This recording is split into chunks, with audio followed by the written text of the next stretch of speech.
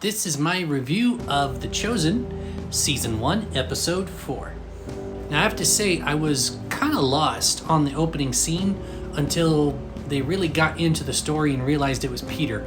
I don't know why these shows have to be almost pitch black, like almost all the time. It was actually a relief on this episode when they got to some daytime scenes. So there is some exposition on Peter's deal with the Romans. Would that kind of deal take place? Sure, Romans made those kind of deals all the time, especially with the local people to try to get them where they wanted to go. However, more than likely they would have made a deal with someone like Matthew, someone who was disreputable, someone who people didn't like, because they wanted to be able to have, kind of confidential informants type of thing. They wanted to have people they could reuse. They wouldn't treat them well, but if it was someone who was despised by society, then it's more likely they would be loyal to the Romans because at least there was a benefit in it for them. So while they might have made a deal with someone like Peter, less likely.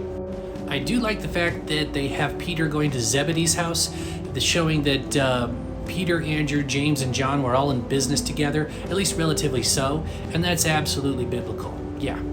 Now, using Matthew as a spy, I don't think was very believable, because the Romans would want someone who wouldn't stick out, and clearly he did. He's wearing very fancy clothes, and a lot of people know who he is for very bad reasons. So while he makes a good Roman collaborator for monetary issues, they more likely would have grabbed someone who needed leniency in the prison, maybe someone who owed a debt, and told them, hey, you can pay off your debt if you spy for us. That would have been much more likely than using an obvious tax collector. So now we get introduced to John the Baptizer. Yes, same guy as John the Baptist.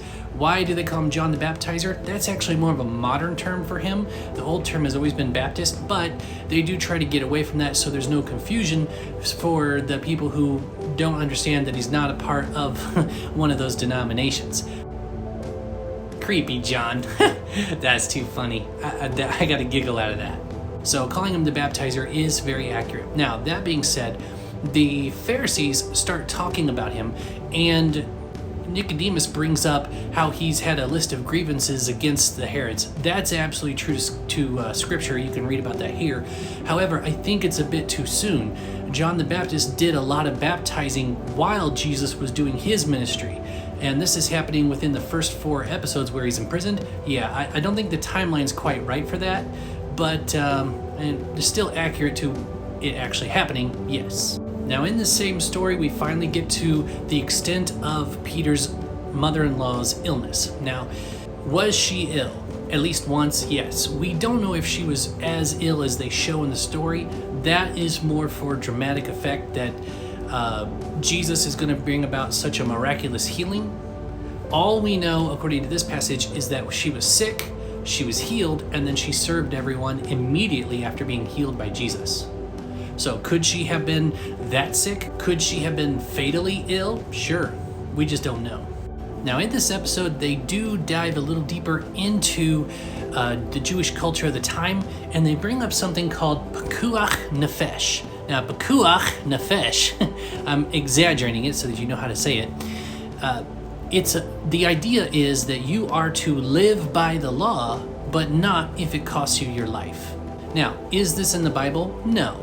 They look at Leviticus 18:5 and Ezekiel 20:11, and it says that we shall live by them. So according to the Talmud, which is basically a rabbi commentary on the Old Testament, if you are to live by them, then the implication is that you don't have to die by them, so that you are forgiven for sparing your own life. Now we find out that Andrew tells Simon, yes, that is absolutely true to scripture. But however, Andrew is excited because John the Baptist pointed out Jesus as the Messiah. But Andrew was a disciple of John the Baptist first here in this passage. And so he would have seen the baptism of Jesus anyway. He probably would have been present at that event. Now I am glad that they show that Matthew was a terrible spy. As I said before, it would have made 0 sense for him to be chosen a spy, let alone good at it. So I'm glad at least they did that. Now, while Peter's out fishing, he does get very frustrated and yells at God about God's plans, and he's struggling with his faith. I'm sure a lot of you could actually, relate to where he was in his life. What he didn't realize was just how close he was to God doing something about it. Now, Peter, well, I keep calling him Peter. He's still Simon at this point. But anyway, he's getting upset, and he talks about how God doesn't seem to know if they're chosen or not. And this shows that Peter doesn't understand what being chosen means. And that was very common at that time.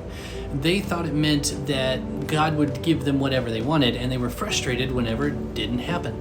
Just because you belong to the Lord doesn't mean life is going to be rosy and happy for you. Same with us. We have His favor, but His favor extends to doing His will, not ours. My favorite part of the whole episode is when Zebedee shows up to help, simply because they didn't use any rabbis or Jesus to tell him to do it. He was just a good elder in the community who loved Peter and was willing to help him out. I absolutely love that. They do mention how at that time that Egypt is a Roman province. Yep, look up the history of Mark Antony and Cleopatra. Now, the crowd that Jesus was teaching by this point would have been much larger. I don't know if it was a budget constraint, but yeah, it would have been much, much larger by this point. Now, this is a continuity error that the disciples don't already know him and he's doing this miracle. We are told his first miracle is the wedding at Cana, and the disciples were invited to that wedding. So again, they're changing some things for the sake of a dramatized series, but that is one inaccuracy. He mentions how the parables he tells make sense to some but not to others. Yes, and here Jesus says it's very intentional. Now, was the catch so full that they couldn't even pull it in and that the net was breaking and they needed another boat to help? Yes, all that's in scripture. I also like how they bluntly ask him if he's the lamb, and all he says is, I am. Oh, I love that. Then you have the whole part where Simon Peter falls down and says, Depart from me, O Lord, I'm a wretched man. Simon had an inkling of who Jesus was in scripture at this point because he understood how wicked he truly was. And so in the show, they're using how he treated God earlier while he was alone in the boat to kind of say, yeah, I'm a wicked guy. So it still works. When Jesus said, follow me, I couldn't help but verbally say yes. And then leaving Zebedee behind with the boat, yeah, that's biblical too, right here. Then the episode ends with Nicodemus visiting John in prison. We don't know if that ever happened, but we do know that his disciples were able to have access to him. So that's pretty close. So overall, not a bad episode, not too many things to point out, so I'm looking forward to going over episode 5 for you.